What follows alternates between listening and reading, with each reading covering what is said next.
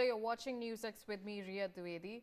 Now, US President Donald Trump has issued a stark 48-hour ultimatum to Iran fully reopen the Strait of Hormuz without threats or face devastating consequences. In a Truth Social post late Saturday, Trump warned that if Tehran fails to comply within the deadline set from the moment of his statement, the United States will hit and obliterate Iran's various power plants, starting with the largest one first. And this dramatic escalation comes amid soaring global oil prices, and Iran's ongoing blockade of the vital waterway, which carries nearly 20% of world oil supplies. Tehran has responded defiantly, vowing to target US and Israeli energy infrastructure in the region if attacked. If Iran does not comply with Trump's deadline, what are the options before him? Let's take a look at that.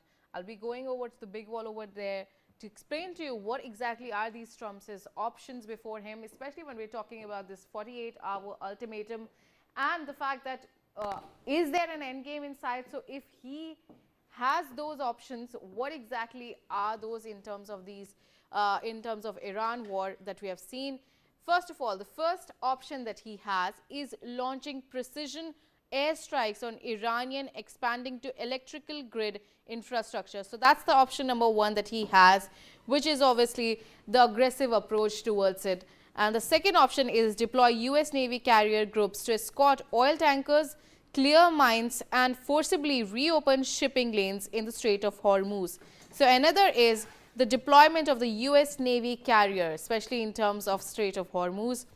And option number three is strike IRGC speedboats, missile sites, and ports along the Gulf Coast to neutralize threats to shipping. So that's the option number three that Trump has in front of him.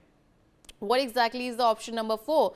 Seize or blockade Iran's main oil export terminal to choke Tehran's revenue. So that's one of the options where we corner, the US administration corners Iran's chokehold over oil refineries, especially when we talk about the option number five is activate cyber attacks on Iranian command systems or insert special forces for targeted sabotage.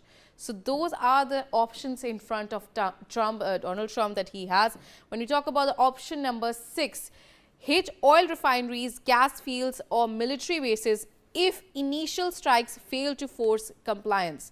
So that's number six that we have in terms of oil refineries. Number seven is rally Gulf allies, UK and others for joint patrols and sanctions to share the burden. So that's one of the options that he has been exploring, is being aggressive with his allies in terms of their involvement in Strait of Hormuz.